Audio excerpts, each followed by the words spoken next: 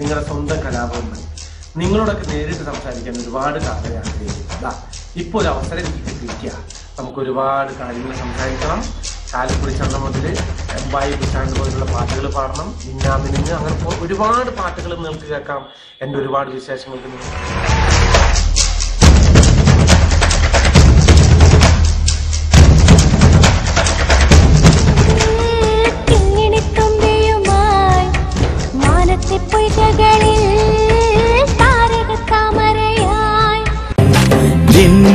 मुबारक है और तेरा ये जन्मदिन है.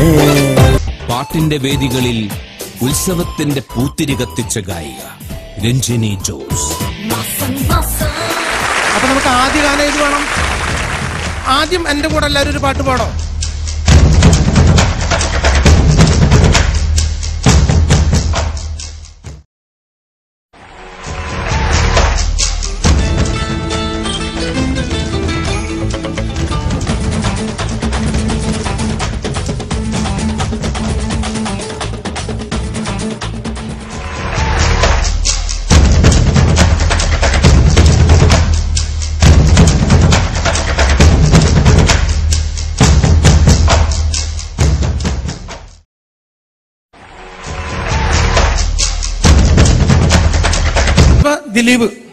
ദിലീപിന്റെ വിഷയം കിട്ടാൻ അറിവ് ചോദിച്ചു.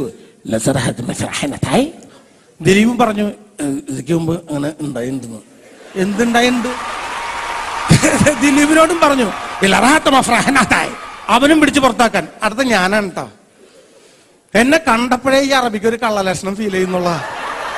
എന്റെ അടി മുതൽ മോള് വരെ അറബി എന്നോട് നോക്കിയിട്ട് അറബി എന്നോട് ചോദിച്ചു.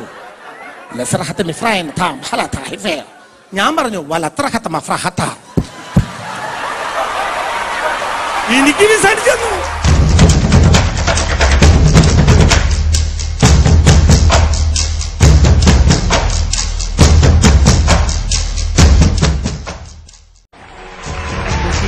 ചിരിക്കണയം ജിയുണ്ടെന്റെ അടുത്ത് സംഗതി കൊണ്ടഭ്യാസം കാട്ടണ ശരത്തും തൊട്ടടുത്ത് കൊഞ്ചി കൊഞ്ചി മംഗ്ലീഷ് ചൊല്ലണ രഞ്ജിനിയുടെ അടുത്ത് നോക്ക് ഏഷ്യാനെറ്റിൽ പാടും പിള്ളേരുന്ന്